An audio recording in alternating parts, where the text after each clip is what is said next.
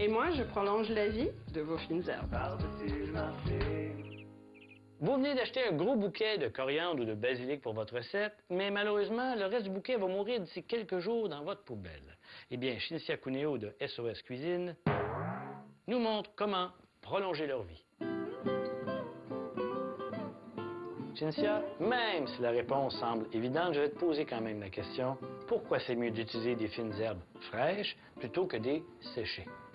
Parce qu'il n'y a comme les herbes fraîches pour rehausser la saveur de mets, le parfum qu'elles dégagent est de loin supérieur à celui des herbes séchées. Bon, maintenant, quand on les achète, ces herbes-là, elles ne se conservent pas toujours longtemps ou peut-être qu'on s'y prend mal. Comment on doit les conserver? Alors, la chose à faire dès que tu arrives à la maison, tu les enveloppes dans du papier humide, comme je fais ici avec de la ciboulette.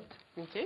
Tu les mets dans un sac de plastique, tu mets ça au frigo. Ça se garde une semaine. Ça, c'est bon pour à peu près n'importe quel type de N'importe quel d'herbe? type, oui. Oui.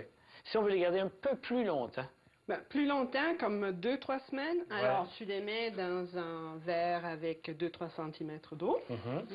Et puis tu les couvres avec le sac de plastique dans lequel tu les as achetés. Et tu mets un élastique par-dessus. Et ça va permettre de se garder 2-3 semaines. Oui. Est-ce qu'on doit changer l'eau de temps en temps? Non, il faut juste d'assurer qu'il y en ait toujours dans le frigo. OK.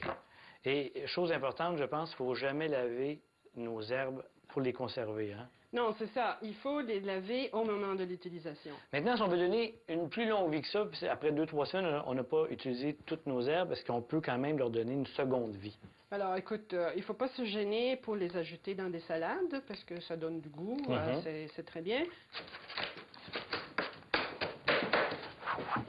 Ou sinon, tu peux les hacher, les mettre dans un beurre aux fines herbes, et ça, tu utilises pour parfumer un steak.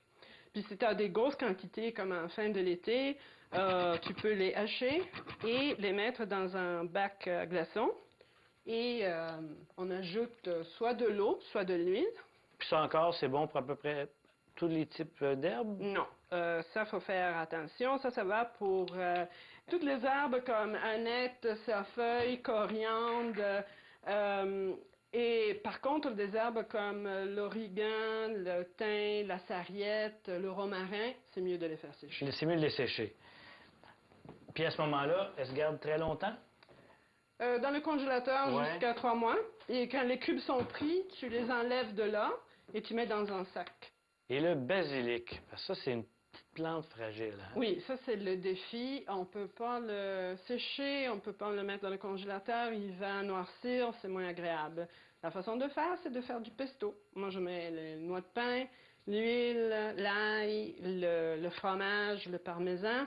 Et je garde ça dans l'huile. Ça se garde très longtemps. Tu peux le mettre dans les bacs de glaçons, tu peux le congeler, puis utiliser au fur et à mesure. En glaçons, en général, c'est pour une portion de pâte. Et si on le garde dans un pot frigo, à ce moment-là, la durée?